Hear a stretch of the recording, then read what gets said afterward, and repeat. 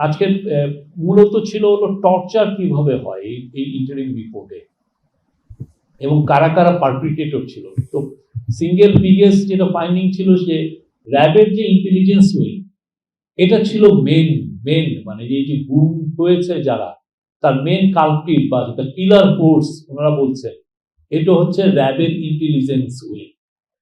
তারা এই কাজটা সবচেয়ে বেশি ইনভলভ ছিল।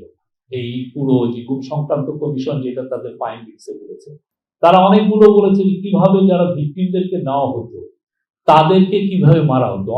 অনেকগুলো 4-5টা কথা বলেছেন যে নৌকায় নিয়ে যাওয়া হচ্ছে, নৌকায় নিয়ে গিয়ে তাকে মেরে তার আবার পেট কেটে সেখানে সিমেন্ট ভরে তাকে ফেলে দেওয়া হচ্ছে, কাউকে গুলি নদীতে ফেলে দেওয়া হচ্ছে, গুলি করে মারা হচ্ছে, ইনজেকশন দিয়ে মারা হচ্ছে, ট্রেনে বস্তার মধ্যে ভরে ট্রেন লাইনে ফেলে দেওয়া হচ্ছে, ট্রেন লাইন কেটে ট্রেন চলে যাওয়ার সময় তার পুরো লাশটা ক্ষত ছিন্ন বিচ্ছিন্ন হয়ে যাচ্ছে।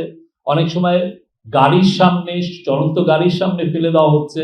অনেকগুলো এটা হচ্ছে ভিকটিমদের এবং যারা পারপিট্রেটর দু একজন তাদের টেস্টিমনির যেটা পেয়েছেন গুম সংক্রান্ত কমিশন, তার আলোকে এই রিপোর্টগুলো করা হয়েছে।